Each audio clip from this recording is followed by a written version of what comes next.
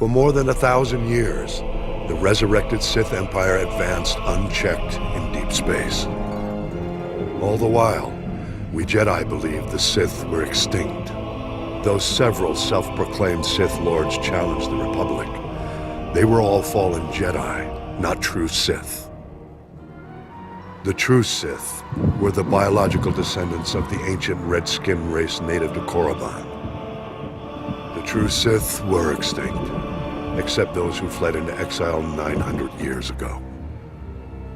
The success of their reincarnated civilization is testimony to the dark genius of the Sith Emperor. But the dedication of the Imperial people must be acknowledged as well. In our brief glimpses into the Empire's secret history, one name stands out: Grand Moff Odile Viken, the founder of the modern Imperial military. As a child, Viken was one of the few hundred survivors who fled the carnage on Korriban at the end of the Great Hyperspace War. To escape their enemies, the Emperor led a small fleet of Sith ships in a hyperspace jump into uncharted regions. The exile fleet wandered in deep space for many years thereafter. During this time, Viken learned navigation and became one of the fleet's most respected pilots. The survivors finally settled on the jungle world of Dromund Kaas.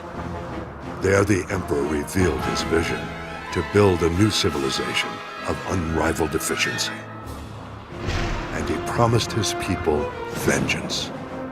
He promised them an empire destined to dominate the galaxy, an empire destined to bring about the Republic's destruction. The Emperor's role in Reconstruction was as visionary alone. He's said to have withdrawn into isolation and left the logistics to a newly formed Dark Council and to loyal Imperial leaders like Odile Viken.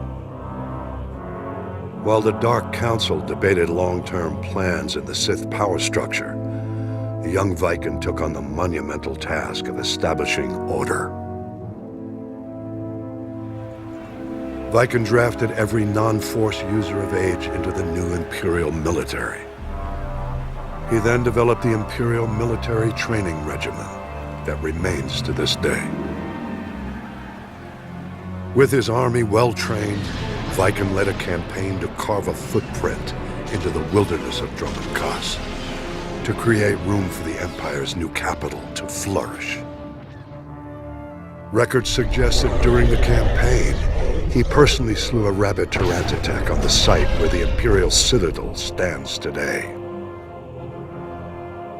After establishing the Empire's dominion on Dromund Kaas, Viken turned his attention to constructing a new Imperial Navy. Dividing his troops between engineering, mining, and manufacturing, he laid the groundwork for an ambitious plan: the creation of the Imperial Armada. By his own estimates, the task would take centuries.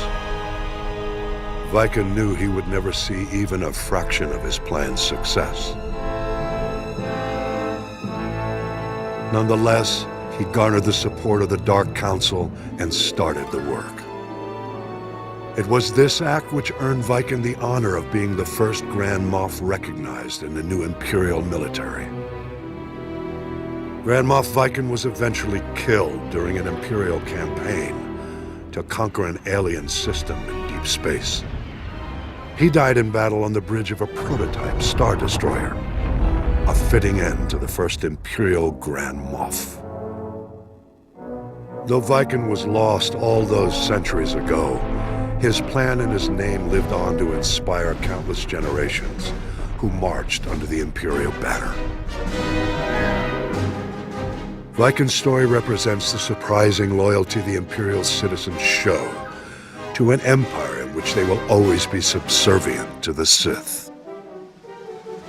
I believe the roots of this loyalty lie in the events of the Great Hyperspace War.